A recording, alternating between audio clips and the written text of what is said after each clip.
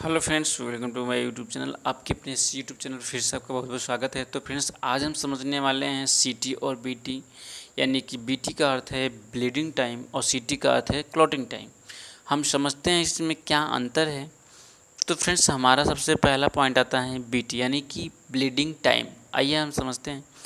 Bleeding time उस क्षण के बीच का अंतराल है। ब्लीडिंग टाइम उस क्षण के बीच का अंतराल है जब रक्त स्राव शुरू होता है और जब रक्त स्राव रुक जाता है, यानी कि हमारा रक्त स्राव शुरू होने से और रक्त स्राव बंद रुक जाने के बीच में जो प्रक्रिया होती है उसको हम क्या बोलते हैं, bleeding time.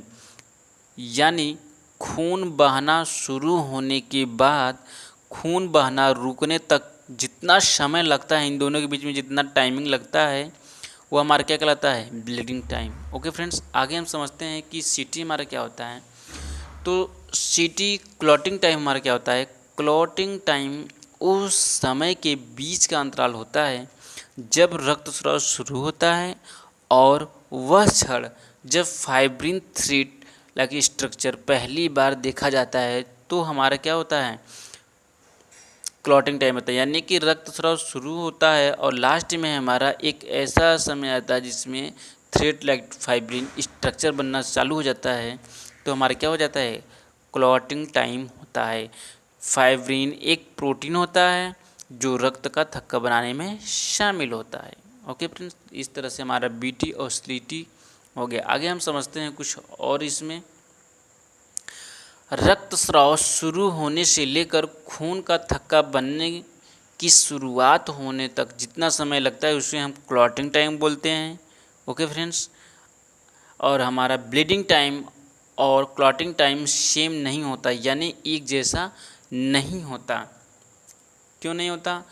Bleeding time platelet और वाहिकाओं की दीवारों पर निर्भर करता है हमारा ब्लीडिंग टाइम, जबकि क्लॉटिंग टाइम कोगुलेशन फैक्टर्स यानी जमाव कारकों की उपलब्धता पर निर्भर करता है। यानी कि फ्रेंड्स, ब्लीडिंग टाइम जो हमारा होता है प्लेटलेट और वाहिकाओं की दीवारों पर निर्भर करता है, लेकिन हमारा क्लॉटिंग टाइम कोगुलेशन फैक्टर पे यानी निर्भर करता है। ओके फ्रेंड्स, आइए हम कुछ इसके बारे में और समझते हैं।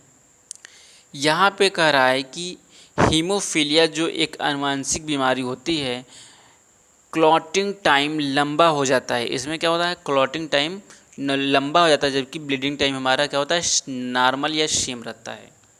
अब समझते हैं कि सीटी होने वाली बीमारी के लक्षण या कारण। सीटी हमारा यानी क्लॉटिंग टाइम होता है, तो हमारा लीवर डिजीज़ के समय हमारा क्या हो जाता है, यानी कि लीवर हमारा क्या करता है, ब्लड को क्लॉट करने की क्षमता प्रदान करता है। अगर लीवर में हमारा डिजीज़ हो गया, कोई बीमारी हो गई, तो हमारा क्लॉटिंग नहीं कर पाएगा blood. Production of clotting factor, यानी कि इसका निर्माण करता है क्लॉटिंग फैक्टर्स का। फिर अगला लिखा है कि विटामिन के हमारा क्या करता है, ब्लड को क्लॉट होने में मदद करता है। हम समझ लेते हैं बीटी से होने वाली बीमारी के कारण। यानी ब्लीडिंग टाइम में हमारा थ्रोम्बोसाइटो यानी कि हमारा प्लेटलेट का कम हो जाना।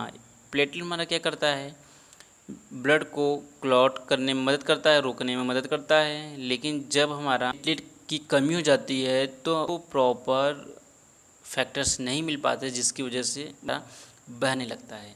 आगे हम बात करते हैं डिफेक्टिव प्लेटलेट्स, यानी कि प्लेटलेट प्रभावित हो गया है, इन्फेक्शन हो गया है, प्लेटलेट की कमी आ गई है, तो भी हमारा के कारण हम बीटी के शिकार हो सकते हैं। बोन मैरो एप्लीसिया, यानी कि बोन मैरो प्रभावित हो गया है, बोन मैरो, तो भी हमारा बीटी के बीमारी के लक्षण हो सकता है। ओके फ्रेंड्स, क्योंकि जो बोन मैरो होता है हमारा प्लेटलेट का निर्माण करता है।